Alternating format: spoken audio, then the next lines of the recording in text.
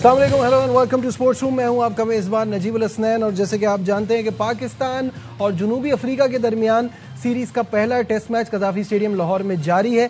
Pakistan manage to score 378 और उसके बाद आज के दिन के इख्तिताम तक जनूबी अफ्रीका 216 रन बनाने में कामयाब हुआ है 6 विकेटों के नुकसान पर, जिसमें बड़ी ही ज़बरदस्त परफॉर्मेंस रही नोमान अली की।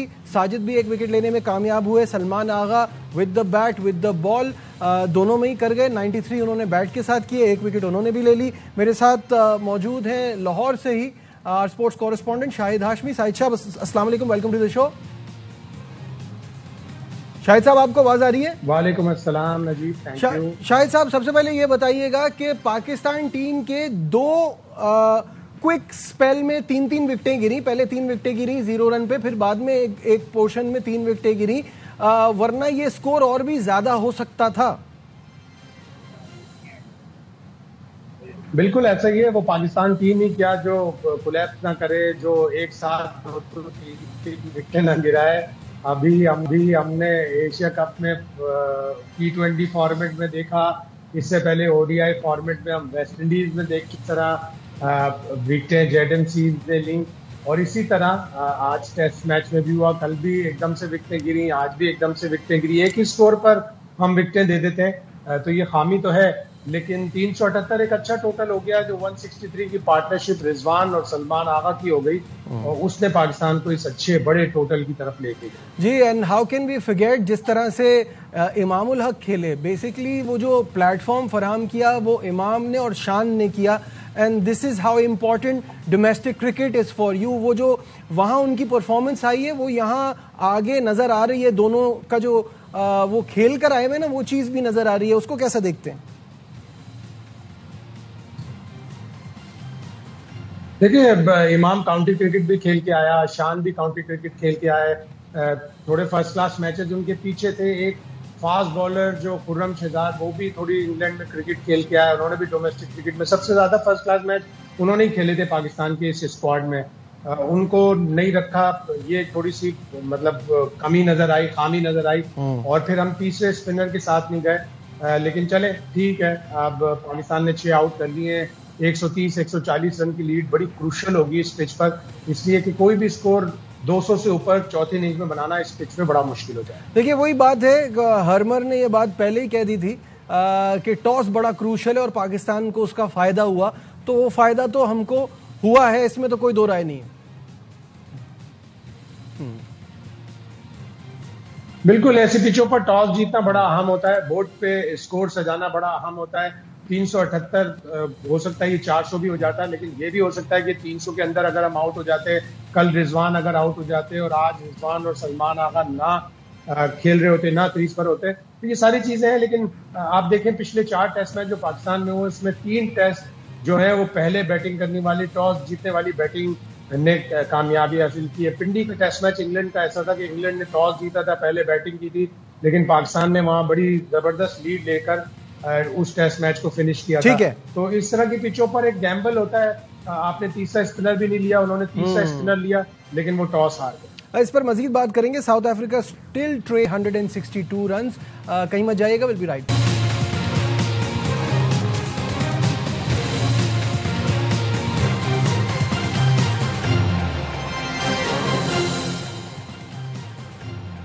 Glad to have you back once again to Sports Room। Shahid Hashmi साहब हमारे साथ हैं और बात हो रही थी पाकिस्तान की परफॉर्मेंस पर।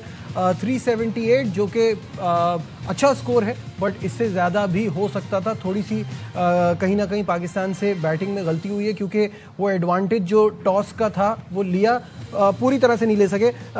शाहिद साहब, शुरू से अगर हम बात करें, आपने अभी कामरान गुलाम का जिक्र किया। I was very surprise. मेरे हिसाब से टीम में अब्दुल्ला शफीक की जगह कामरान गुलाम की बनती थी, और आप शान और इमाम से ओपन करा सकते थे। ऑलमोस्ट वही काम तो किया उन्होंने। अब्दुल्ला शफीक तो 2 रन के मेहमान रहे।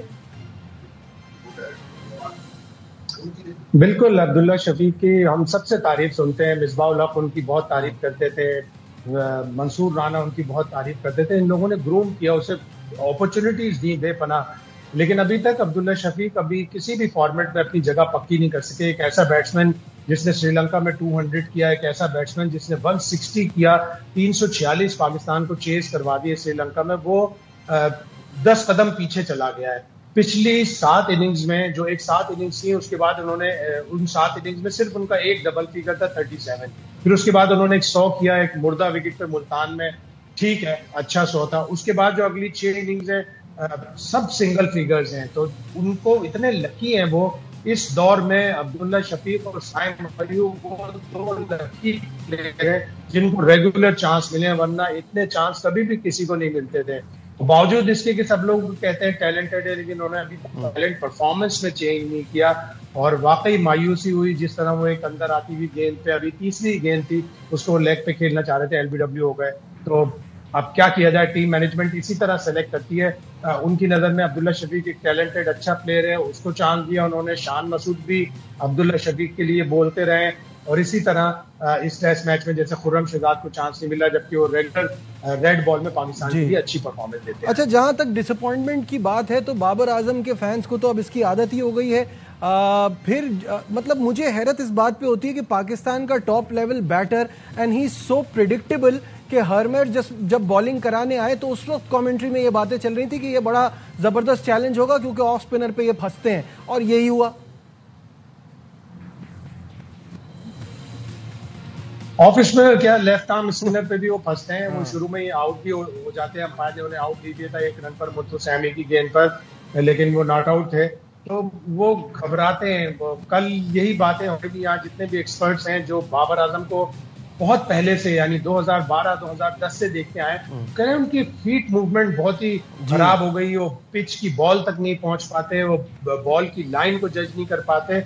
और अब ये 27 इनिंग्स हो गई कि उनका कोई टेस्ट मैच में 100 नहीं है। 26 दिसंबर 2002 को उन्होंने एक टेस्ट मैच न्यूजीलैंड के खिलाफ 161 किया था। इसी तरह उनका वनडे में रिकॉर्ड इतना खराब जा रहा है, 28-29 इनिंग्स हो गई, उन्होंने कोई 100 नहीं बनाया। नेपाल के खिलाफ मुल्तान में उनका 2023 में आखिरी 100 था। इतना क्वालिटी प्लेयर, वो जिस तरह स्ट्रगल कर रहा है, हमारे पास बेपनाह प्लेयर है। इंजमाम उल हक जैसा ग्रेट प्लेयर है, यूसुफ जैसा ग्रेट प्लेयर है, यूनुस खान जैसा ग्रेट प्लेयर है। ये क्यों उन लोगों से नहीं जाके मिलते या पीसीबी अरेंज कराए कि इन लोगों को, इंजमाम उल हक के तो साया में रहे भी हैं बाबर आजम। बिल्कुल सही है। जब हम बात कर रहे हैं बैटिंग की, तो आगा और रिजवान ने जिस तरह से एंड में खेला, इमाम की तो हमने तारीफ की, आगा ने और रिजवान ने तो ये दिखाया कि इस पिच पे स्पिनर्स को टैकल कैसे करना है।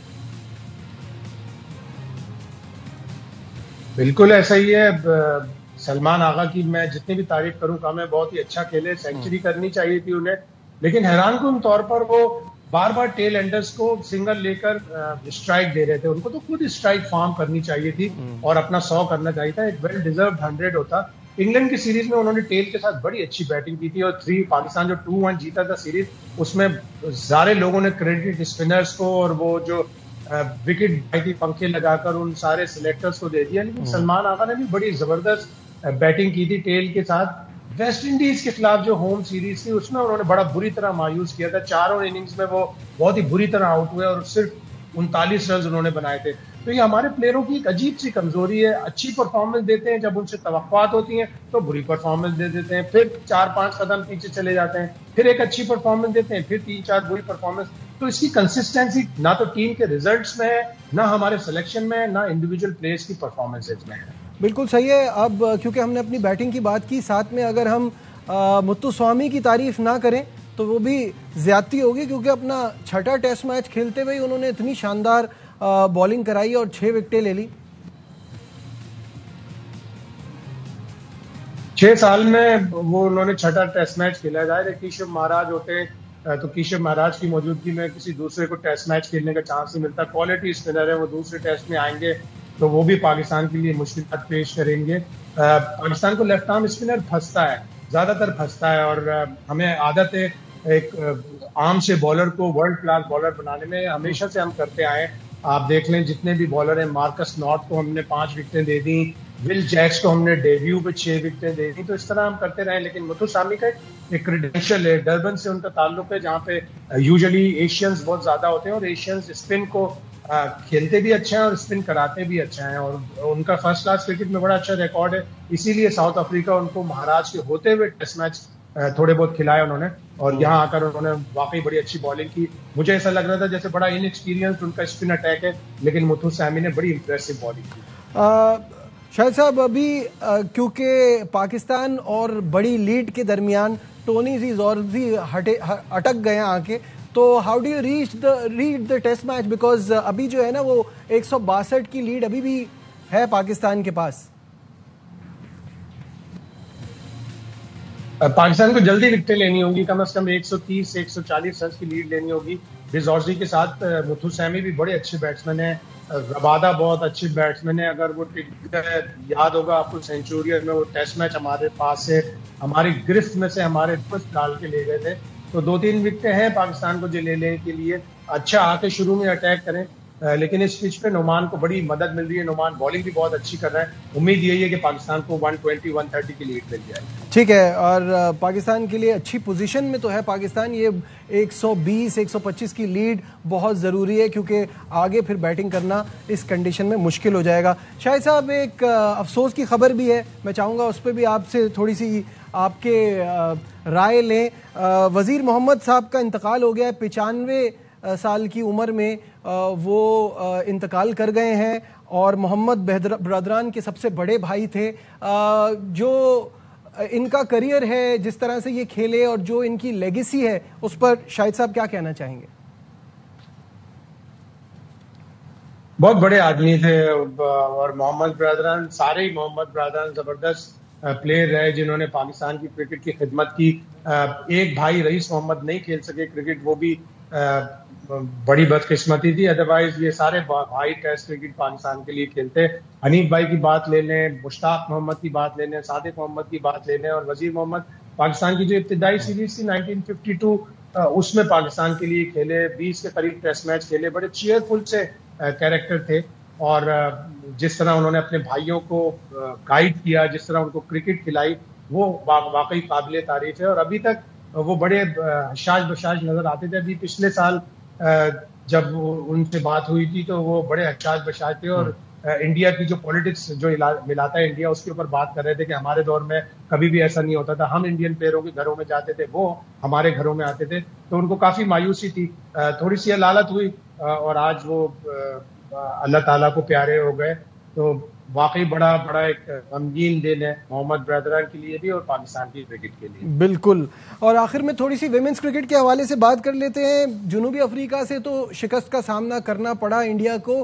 कल एक बहुत ही धमाकेदार मैच हुआ है, match of this world cup. Record run chase किया ऑस्ट्रेलिया ने 331 का। शाहिद साहब, how good is Alyssa Healy? क्या जबरदस्त नॉक खेली 142 की, और इतना पहाड़ जैसा स्कोर। आई अंडरस्टैंड कि यहाँ पे इंडिया के भी कुछ 30 रन शॉर्ट रहे, अगर वो एंड में इतनी विकेटें ऐसे ना गिरती और वो ऑल आउट ना होते तो उनका भी 350 क्रॉस होना था। लेकिन क्या रन चेस कमाल किया ऑस्ट्रेलिया ने।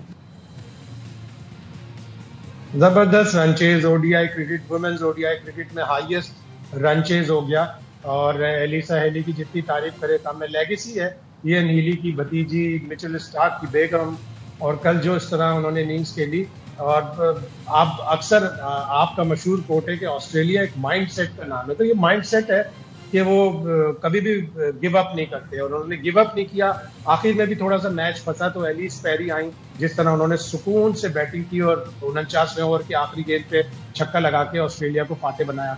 तो पेडिग्री है और ऑस्ट्रेलिया की एक रेपुटेशन है। अब तक जो 12 विमेंस वर्ल्ड कप हुए, 7 ऐसे ही नहीं उन्होंने जीत लिए, उन्होंने खेला है, उन्होंने अपनी एक तसलसल बनाया है, अच्छे प्लेयर्स दिए हैं इंटरनेशनल क्रिकेट को, और इस वर्ल्ड कप में भी वो बड़े फेवरेट नजर आ रहे हैं। और उनको ये पता है कि किसने कब चलना है। पाकिस्तान के मैच में they were under immense pressure. Beth Mooney ने क्या जबरदस्त परफॉर्मेंस दिखाई, अलाना किंग ने जाके, नोबडी वुड हैव थॉट कि वो इसकी केपेबल भी है। उन दोनों ने मिलके इतनी जबरदस्त पार्टनरशिप बनाई। यहाँ कप्तान का रोल था, उन्होंने दिखाया, तो कमाल गेम। न्यूजीलैंड का मैच से शुरू करें। न्यूजीलैंड के मैच में फंस रहे थे वो, तो ऐश गार्डनर ने 100 कर दिया।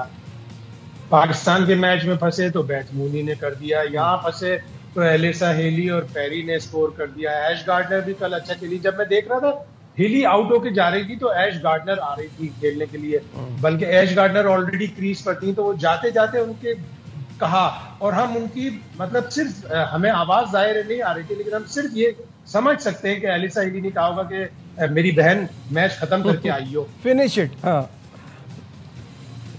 बिल्कुल सही है। ठीक है, बहुत बहुत शुक्रिया। शाहिद हाशमी साहब हमारे साथ थे। का बड़ा एक्साइटिंग टेस्ट मैच चल रहा है, विमेंस वर्ल्ड कप के बड़े मजेदार मैचेस चल रहे हैं, क्रिकेट ओवरऑल बहुत अच्छी हो रही है। आज के प्रोग्राम में बस इतना ही। दीजिए अपने मेजबान नजीबुल हसनैन को इजाजत। अपना बहुत ख्याल रखिए। अल्लाह हाफ़िज़।